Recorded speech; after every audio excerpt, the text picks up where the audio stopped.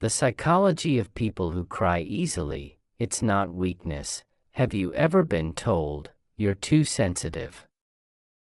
Why are you crying over this? It's not that serious.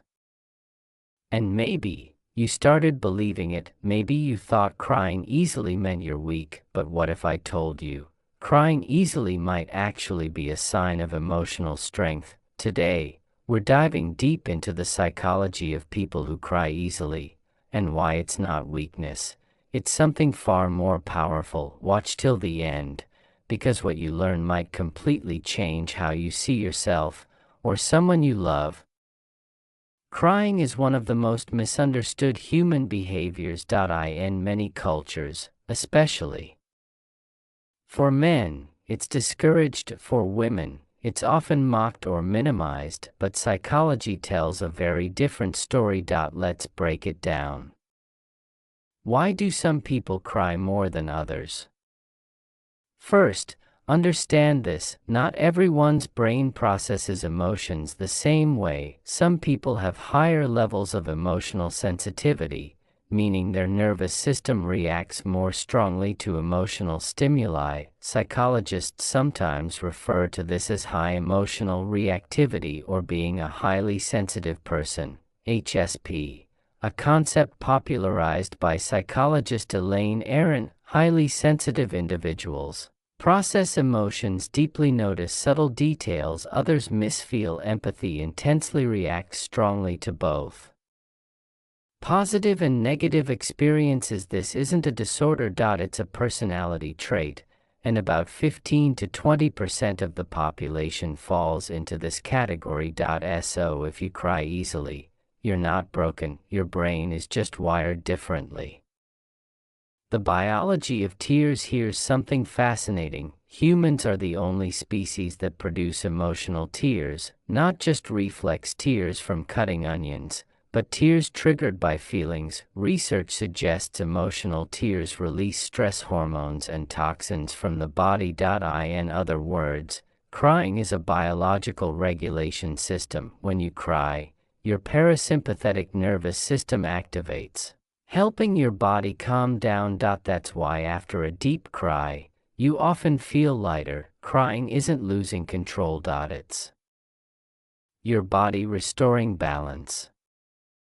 Crying and empathy. People who cry easily often score high in empathy. They don't just understand emotions, they absorb them. When they see someone in pain, their brain mirrors that experience. Neuroscience shows this involves mirror neurons, brain cells that activate both when we experience something and when we see someone else experience it. That's why you cry during movies, you tear up hearing someone's story, you feel overwhelmed by others' suffering. It's not drama. It's deep emotional attunement. And in relationships, these people often make the most compassionate partners and friends. The myth of weakness. Society equates emotional control with strength, but suppression is not strength. In fact, studies in emotional regulation show that constantly suppressing emotions can increase stress, anxiety, and even physical health problems. Real strength is feeling something deeply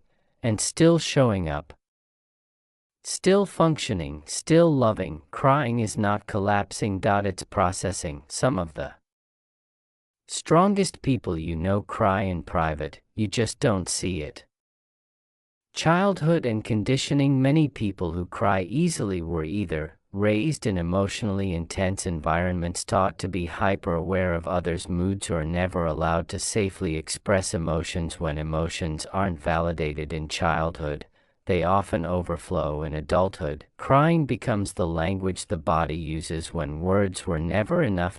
So instead of judging yourself, ask, what is this emotion trying to tell me? Tears are communication.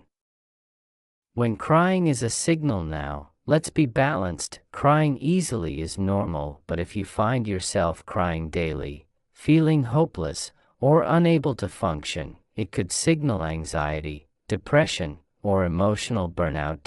In that case, seeking help isn't weakness either. It's wisdom. Self-awareness is power. The hidden strength. People who cry easily often have high emotional intelligence, strong empathy, deep self-awareness, creative depth, strong moral sensitivity. Many artists, writers, and leaders throughout history were deeply emotional people. Emotion fuels meaning. The world needs people who feel deeply, because they care deeply. So if you cry easily, stop apologizing for it. You're not weak. You're responsive. You're emotionally alive, and in a world that is slowly becoming numb, that might be your greatest strength. If this video helped you see yourself differently, share it with someone who needs to hear this, and remember, your tears are not a flaw. They're proof you feel.